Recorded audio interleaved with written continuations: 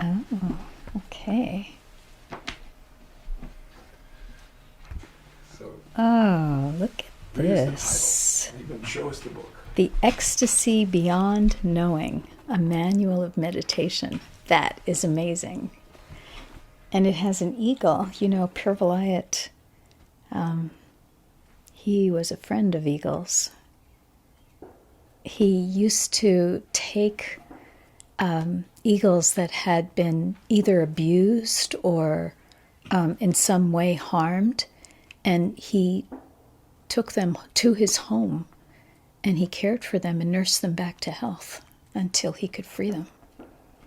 And there's some amazing stories about him. I remember once he had a bird. You know, Purvalayat's office was on the roof of his home, Fazil Manzil in Paris. And so you climb up these stairs to the first floor of the building where the Oriental room, the meditation room was, and a large living, dining area, and then his personal apartments. And then the second floor had the office of the Sufi Order International and other living spaces, and then you could climb up again and go through a door.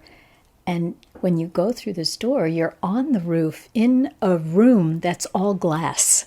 And that was his office. And outside of the room, on the roof, he had a place where the eagles could live.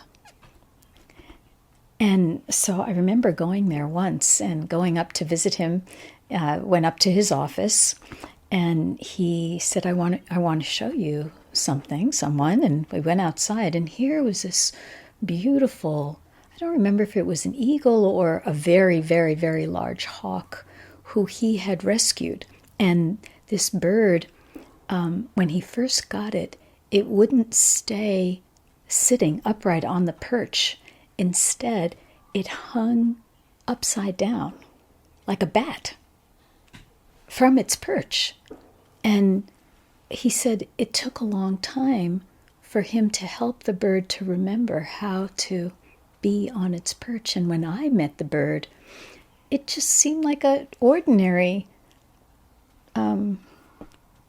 raptor type bird, except when it looked at Purvalayat, he would look at this bird and the bird looked at him, and they had the identical respectful, deeply caring expressions. It was amazing. So this picture is perfect. It just reminds me so much of him and of that. The Ecstasy Beyond Knowing. Preparing for the Journey. That's the very first title. Is fabulous. Working with the breath, with light, sound, modulating consciousness, clues to subtle and celestial levels. Isn't that great? Yeah.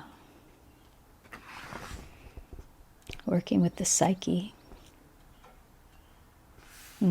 This is beautiful.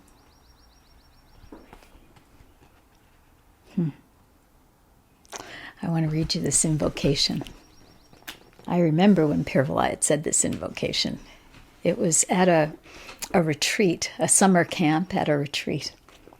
And we invoke the one whose body is the cosmos of the galaxies and our own bodies, whose mind courses through our thinking, whose ecstasy arouses our acts of glorification, whose personality is customized as our personalities, whose presence is always there, whose consciousness is focalized as our consciousness, and whose reality is beyond reach. It sounds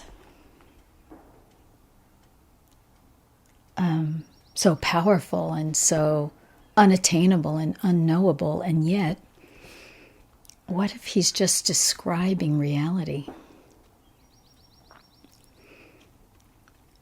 What if, when Purvalayat says, whose mind courses through our thinking, he's actually giving us instructions to notice something that's happening, that's always happening, and whose ecstasy arouses our acts of glorification.